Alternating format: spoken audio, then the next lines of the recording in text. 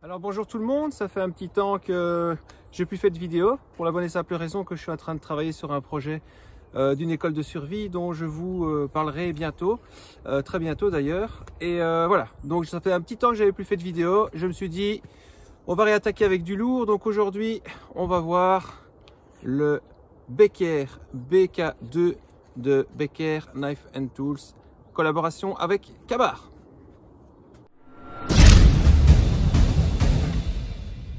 Alors, comme à chaque fois, un petit aperçu de l'historique. Donc Ka-Bar, on en a parlé quand on a vu le 12-17, je ne reviens pas dessus.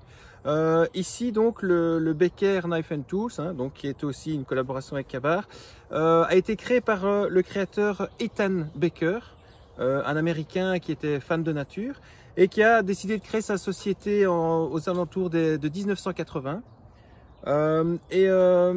Voilà, il a commencé par faire des reproductions parce que voilà, il était fan de couteaux, il voulait faire des reproductions de couteaux de grandes marques. Et puis il a décidé de créer son couteau. Il voulait un couteau multitâche, il voulait du lourd, il voulait un couteau sans fioriture, un couteau robuste, résistant pour la chasse et pour la nature. Donc il a créé les gammes BK, donc on a le BK2, le BK6, le 7, le 9, le 10. On en verra d'autres dans mes autres tutos. Ici, vraiment, un des couteaux de Becker Knife and Tools qui est le plus connu, c'est le BK2 Companion. Et c'est celui qu'on va voir aujourd'hui. Donc, ce couteau-là a été créé par le designer Ethan Becker et c'est une collaboration avec la marque Ka-Bar. Comme ça, vous savez tout. Voilà. Alors, concernant les caractéristiques du couteau.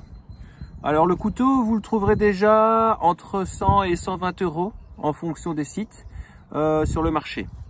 Alors c'est un couteau avec, comme vous le voyez, une forme de lame drop point, hein, comme la plupart des couteaux de survie. C'est de type évidemment full tang, plein de soie, et de type plate semelle. La dureté de l'acier, on est sur du 58 HRC au test de Rockwell, donc on est déjà dans du solide. Au niveau de la hauteur de la lame, ici, on est à 4,2 cm. Une bonne hauteur de lame. Pour l'épaisseur, en fonction des sites, il y en a qui vont dire 6,6 mm et d'autres 6,35. Voilà, comptez un bon 6 mm comme épaisseur de lame. Pour la longueur totale du couteau, on est sur du 27 cm. Et pour la longueur de lame, sur à peu près grosso modo 13 cm. Voilà. Au niveau de la découpe de la lame, on a un angle quasi à 90 degrés qui est un peu arrondi, on le verra plus tard. On n'a pas de jimping sur le dessus et on n'a pas de finger choil non plus. Alors au niveau de l'acier, on est sur de l'acier 10,95, donc 10,95 Krovan. Alors pourquoi l'appellation Krovan? L'appellation Krovan, c'est pour justement dire qu'il y a du chrome et du vanadium qui ont été rajoutés. Pourquoi cet ajout de chrome et de vanadium? Ça donnerait une meilleure conservation au tranchant. Voilà. Alors, ici vous allez voir que c'est un couteau que j'ai tuné, ainsi que son étui. Donc, maintenant que vous avez les caractéristiques du couteau, je vais vous expliquer comment le couteau est en sortie de boîte quand il est livré depuis la société jusqu'à votre maison et ce que j'ai apporté comme changement au couteau. Au niveau du couteau, quand vous l'achetez, il arrive avec un coating tactique, donc poudré noir, sur toute la lame ainsi que sur la continuité de la lame et sur l'arrière. Ici, j'ai laissé expressément le coating pour qu'on le voit au niveau du marteau. Donc, il est livré avec ça sur toute la lame, d'une part. Et d'autre part, il est livré avec ses manches en plastique, ces plaquettes, pardon, de Grivori. Donc ça équivaut à peu près à du Zytel. Donc c'est du nylon renforcé avec du verre. Alors petite parenthèse là-dessus, l'avantage aussi des couteaux Ka-Bar, c'est qu'ils ont tous le même manche. Donc quand vous décidez de changer de manche, ou s'il y a des manches qui sont abîmées, vous pouvez interchanger les plaquettes de tous les couteaux. Alors ici, moi, j'ai commandé je trouve que c'est pas donné. Je ne sais plus vous dire exactement combien c'est, mais c'est pas donné. Mais j'ai commandé les plaquettes en micarta. Je trouve que ça fait une énorme différence. Alors, quoi qu'il arrive, on reste dans le même moulage de plaquettes. Mais les plaquettes en micarta ont cette sensation de rugosité. On a encore mieux le couteau en main. Il faut savoir qu'avec celle-là, on avait déjà très bien le couteau en main. Vous verrez tout à l'heure dans les plus du couteau, on a vraiment une superbe ergonomie avec ce couteau. Mais voilà, moi je voulais un autre style de couteau, un peu moins tactique, un peu plus forêt, bushcraft, on va dire ça comme ça. Et donc, j'ai mis de quoi retirer la poudre tactique du couteau, le coating. Pour ça, j'avais retiré les plaquettes et j'ai commandé des plaquettes en micarta. Ça, c'est une première chose au niveau du couteau même. Donc voilà, vous voyez ici, j'ai tiré tout le revêtement. J'ai fait un léger dégradé au niveau du dessus pour récupérer le noir complet au niveau du marteau et du passage de dragonne. Évidemment, comme la plupart des couteaux Ka-Bar et Becker, en sortie de boîte, le tranchant est irréprochable. Alors, tant qu'on est en train de parler de modification, donc ça c'est l'étui que j'ai modifié. Alors, il faut savoir que l'étui donc de base, c'est vraiment de la merde. Il faut pas y aller par quatre chemins. Autant le couteau pour moi est terrible que l'étui. Je comprends pas comment ils ont fait un étui de merde à ce point. Voilà. Donc ça, l'étui pour moi, si je n'avais pas modifié l'étui, c'était poubelle. Alors il faut savoir que il y a une société qui s'appelle Armatus Carry qui fait des étuis en Kydex et qui a sorti un étui pour le Ka-Bar qui est vraiment très intéressant et qui est beaucoup plus pratique que cette merde ici. Alors pourquoi je suis suffisamment critique avec ça? Donc il faut savoir qu'ici j'ai rajouté une pierre aiguisée, un bout de chambre à air, ça fait pas partie du truc. Il faut savoir que là le plastique thermoformé était noir et n'était pas avec cette peinture militaire. Par contre il est arrivé effectivement avec le dessus en nylon, avec cette espèce d'attache de merde en nylon, et le dessous qui est accroché avec 3 rivets. Alors, qu'est-ce que j'ai fait moi? J'ai rajouté une plaquette de bois ici, avec des colsons. Déjà, comme ça je peux passer éventuellement une ceinture dedans comme ça, mais c'est pas le but. C'est surtout pour renforcer, pour rigidifier cette partie en nylon, qui était une partie complètement souple. Et quand vous aviez le couteau à la ceinture et que cette attache-là n'était pas pressée, eh bien, le couteau se baladait comme une merde. Donc, je vais commencer par un point négatif parce qu'il n'y en aura pas beaucoup. Cet étui, si je ne l'avais pas modifié, c'était poubelle directe. Une merde finie. Je ne sais pas comment ils ont conçu un étui de merde à ce point. Voilà, donc ici, une plaquette de bois, 6 colsons, un peu de colle et un peu de peinture. Et j'en ai fait quelque chose d'acceptable. Alors, au niveau de l'étui, je vais remettre le couteau dedans pour vous montrer. Voilà ici. Alors, l'étui en survie est censé pouvoir s'ouvrir à une main. Alors, vous avez ici, je veux dire, un espèce de jimping pour l'étui. Alors, ça fonctionne, mais il est très dur. Alors, si je soulevais pas mes petits haltères de 1 kg tous les matins, j'aurais du mal, ça va? Donc ici, c'est pas très pratique de devoir fournir autant d'efforts en survie pour ouvrir un couteau. Alors évidemment, la rétention est très bonne, puisqu'elle est même trop bonne, mais ce n'est pas pratique. Si vous êtes blessé à une main et que vous êtes censé devoir ouvrir l'étui tout seul, je vous souhaite du courage. Donc, n'oubliez pas de soulever de la fonte si vous achetez le couteau avec cet étui-là. Voilà, donc au niveau de l'étui, rien de particulier à dire, si ce n'est que c'est de la merde. On va passer au couteau même et à ses spécificités. Voilà, alors comme je vous l'ai dit tout à l'heure, j'ai retiré le coating tactique. Pourquoi? Parce que la lame était vraiment beaucoup trop lisse ici au niveau Firesteel. Et je me suis dit, bah, tiens, en retirant le coating déjà, est-ce que ça va aller mieux? Alors on a presque, on peut dire qu'on a un angle de 90 degrés, mais qui est légèrement arrondi en usinage. Ce qui fait que, voilà, au niveau étincelle, ce couteau ne produit rien du tout. Alors, si vous avez un tout petit fire steel, c'est-à-dire pas celui-ci, vous pourriez encore prétendre avec la découpe de lame ici, essayer d'obtenir des étincelles, mais vous ne savez pas par où elles partent. Donc, au niveau fire steel, ce couteau, vous oubliez. Encore une fois, et comme je le dis à chaque fois, pour moi, un fire steel, ça va avec un grattoir. Et hop, si vous avez un bon grattoir, vous avez de bonnes étincelles. Alors, on va passer maintenant à ce pourquoi ce mastodonte est fait.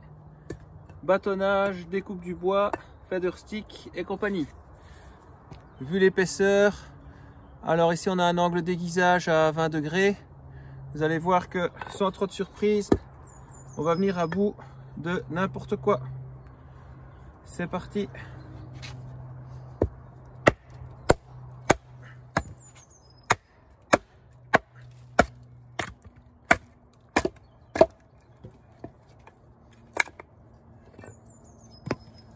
Voilà, et de 1. Et on est reparti. Et de 2. Vous voyez que sans trop de surprise, ce couteau coupe du sec très facilement. Alors, hop. Au niveau de tout ce qui est coupe à la volée, on va dire ça comme ça, eh bien, ici, on sent tout de suite que d'une part, le manche est ultra confort, comme je vous l'avais dit tout à l'heure, mais ensuite, la répartition du poids dans la lame est magnifique et c'est du sur-mesure pour ce couteau dont la réputation n'est plus à faire. Tout ce qui est coupe à la volée sera vraiment facile. Alors ici, je suis dans du bois ultra sec, mais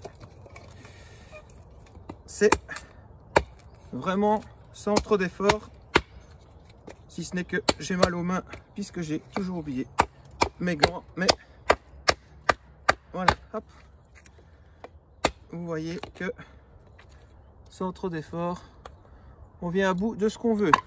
Alors, hop, on va continuer.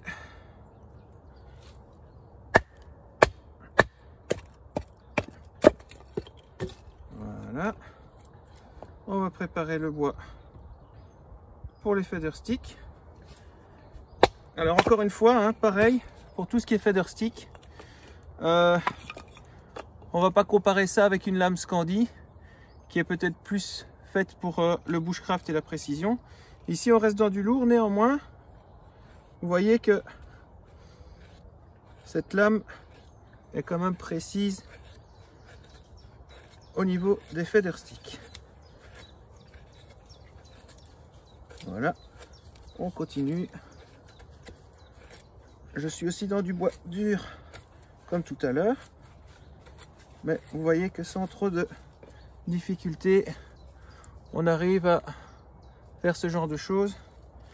On peut vraiment travailler en précision, tellement le tranchant est redoutable et c'est vraiment hop, agréable. Voilà, hop, hop, voilà, et comme d'habitude, hop, voilà, vous voyez, hop, voilà, pareil ici, facile. Donc, pour tout ce qui est bâtonnage, tout ce qui est feather stick, tout ce qui est coupe à la volée, comme c'était prévu, c'est vraiment une bête.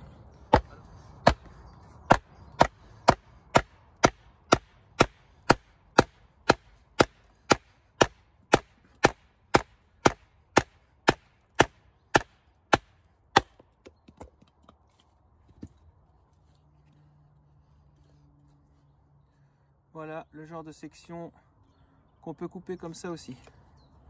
Alors, au niveau du marteau, le marteau ici assure vraiment bien. Je vais voir si j'ai pas, voilà, ici, Voilà, vous avez vu un peu l'efficacité du marteau avec une bonne prise en main. Voilà, hop.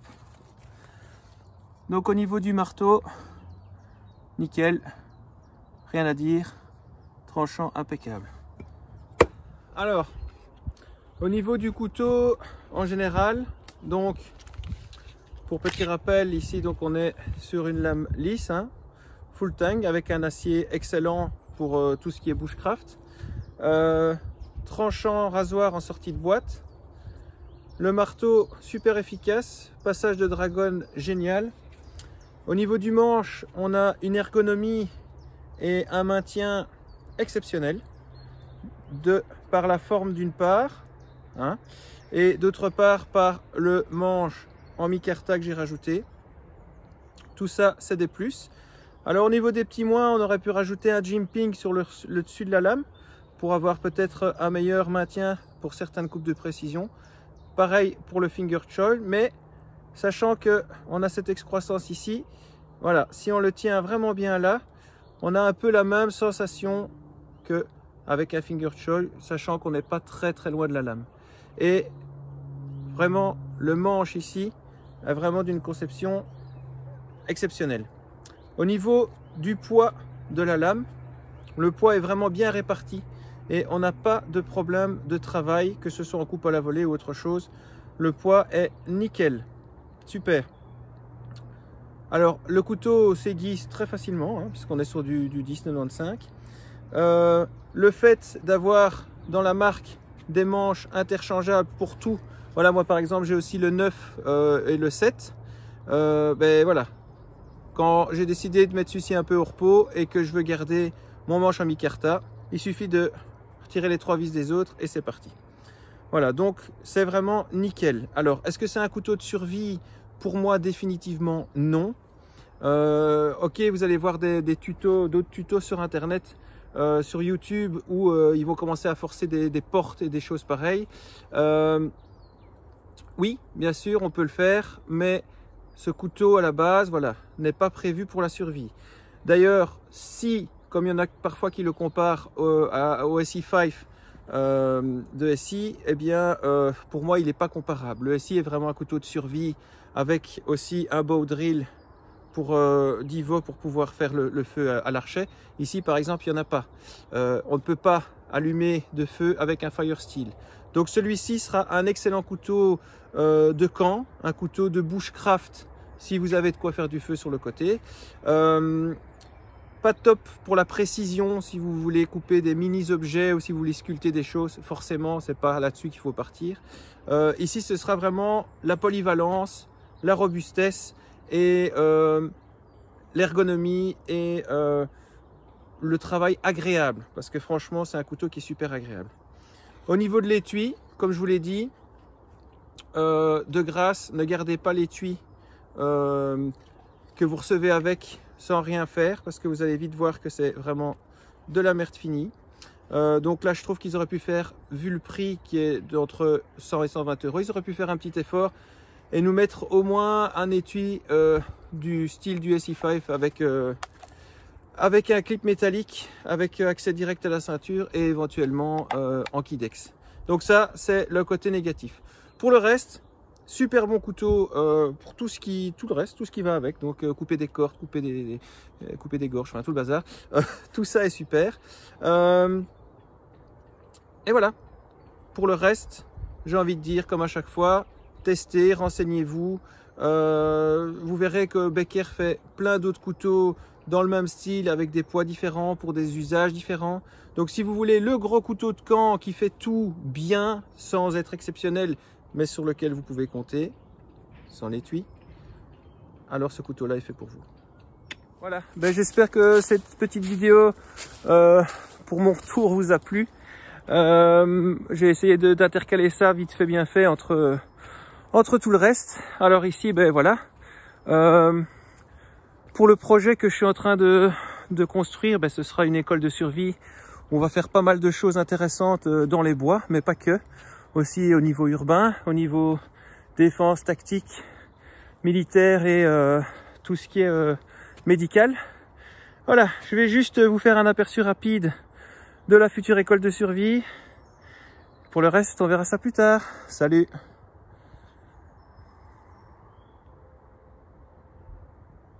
Hop, hop, hop, hop, hop, hop, hop, hop. Pas trop. À bientôt les gars. Ciao.